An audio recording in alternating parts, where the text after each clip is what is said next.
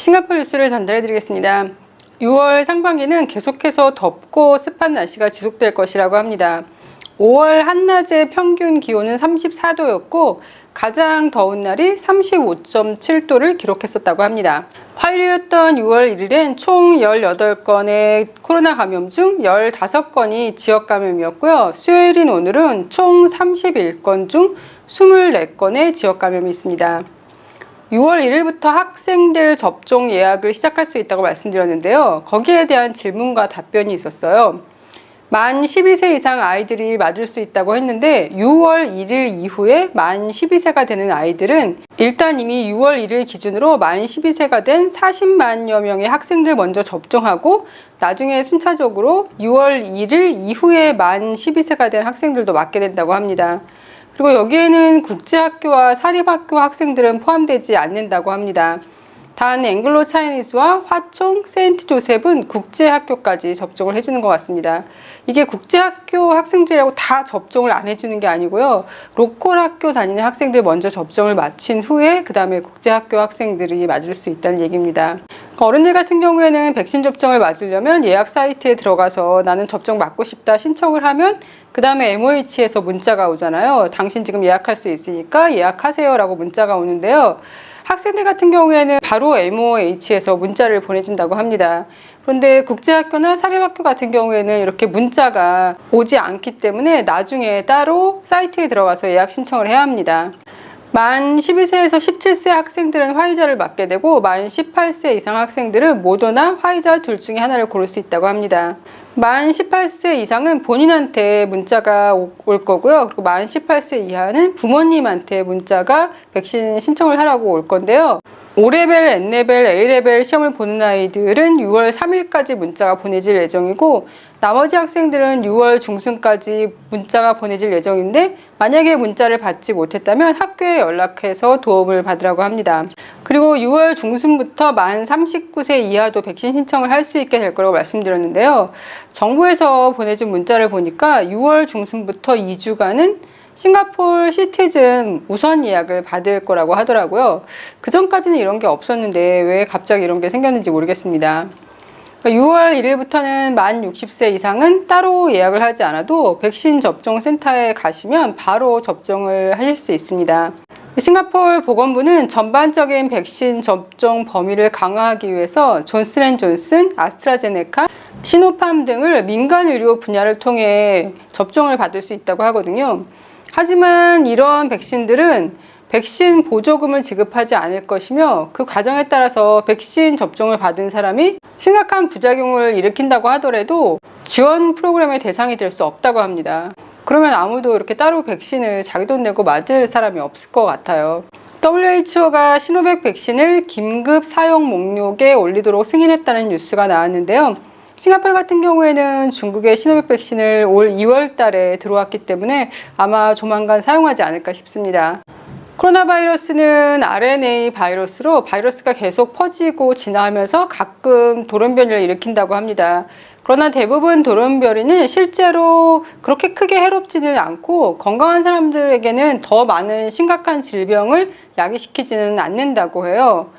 현재 데이터로서는 이 특별한 돌연변이가 더 전염성이 있긴 하지만 반드시 더 치명적인 것은 아니라고 합니다.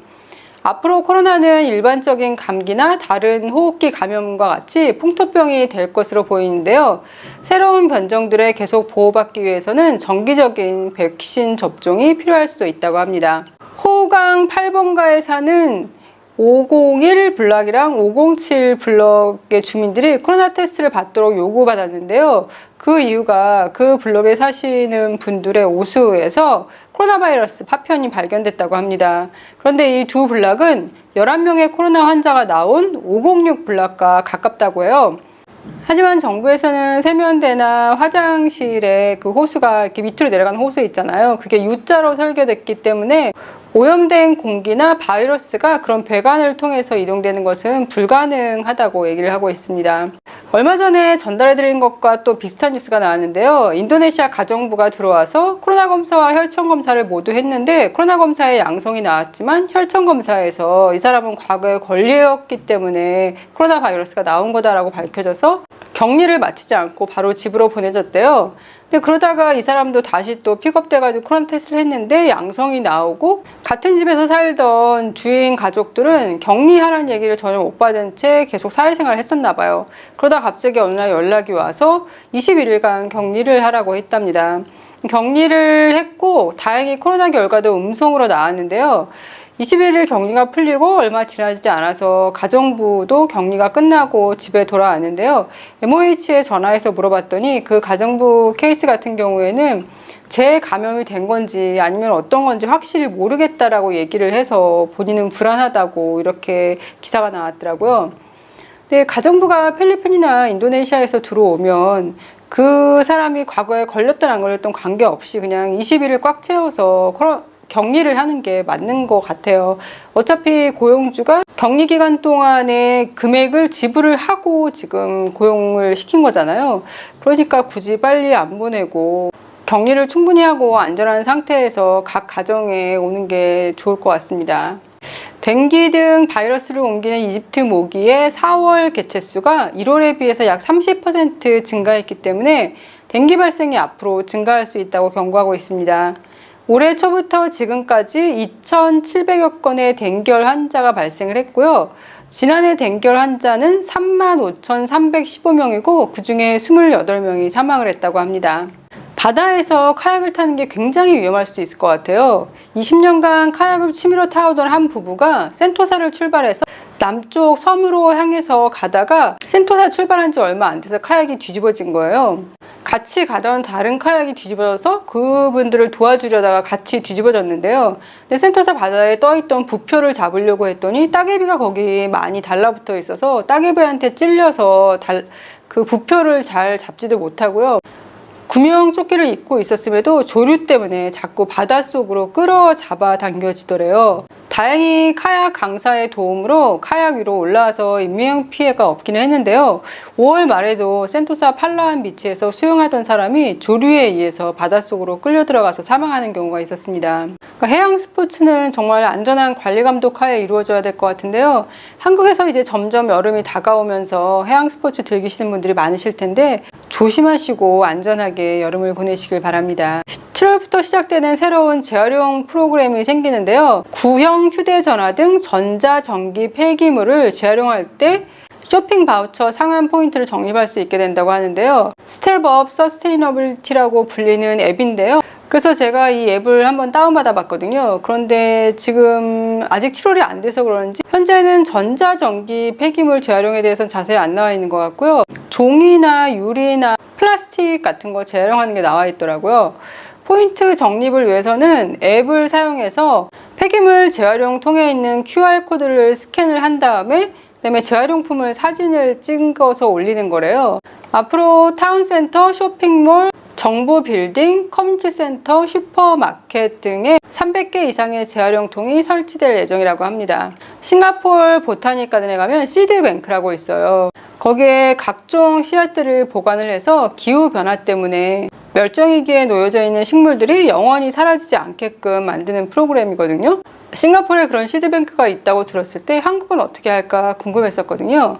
한국에서는 핵 폭발에도 견딜 수 있도록 설계된 시드뱅크가 있다고 합니다. 이 안에를 들어가면요 8층 아래에 동굴로 통하는 콘크리트 터널이 있대요. 이 터널 밑에는 무거운 철문이 있고요. 그 안에는 영하 20도로 유지되어서 씨앗을 보존하고 40%의 습도를 유지시켜서 생존을 유지하게 한다고 합니다. 대한민국에 5천여 종이 넘는 야생 식물 씨앗이 지금 보관되어 있고요. 그리고 다른 나라에서도 여기를 이용하고 싶으면 이용할 수 있다고 합니다. 38개국의 고위관리들은 5월 31일 코로나로 인한 경제 재건을 위한 노력이 녹색 원리에 의해 마련되어야 하며 전 세계 온실가스 배출을 줄이는 것을 추구해야 하는 데 동의했다라는 기사도 있었어요. 참가자들은 선언문에서 태양광, 풍력 등 신재생 에너지로의 전환을 촉진하기 위한 국제 공조를 강화하고 기존 석탄 화력 발전소를 단계적으로 폐지하고 이런 발전소의 해외 건설에 대한 공공금융을 중단하며 청정 수소 사용을 촉진하기로 합의했다고 합니다. 우리나라가 주최해서 지난주 일요일하고 월요일 날 열린 거잖아요. 사실 인간들이 지구를 너무 오랜 세월 괴롭힌 것 같습니다. 영국이 한참 산업화 혁명에 들어가 있을 때 며칠 동안 해를 볼 수 없는 날이 있었대요. 그 공장에서 나오는 연기가 온 런던 시내를 감싸고 며칠 동안 지속됐다고 합니다. 유럽이 아메리카 대륙을 점령했을 때 어떻게 아메리카의 그 광활한 자연들이 망가져 가는지가 인디언들의 연설문에 보면 잘 나와 있거든요. 저는 사실 우주 개발도 우주에다가 또 쓰레기를 버리는 게 아닌가 하는 염려가 들었거든요. 저희가 쏘아올린 인공위성 같은 게 기능을 다 하고 세월이 지나면은 그냥 우주에 우주 쓰레기로 남아있다고 하더라고요. 자연과 더불어 산다는 걸 잊지 말고 자연이 건강하지 않으면 인류도 건강할 수 없다는 것을 꼭 명심하면서 살아야겠습니다. 그럼 오늘도 건강하시고 행복하세요.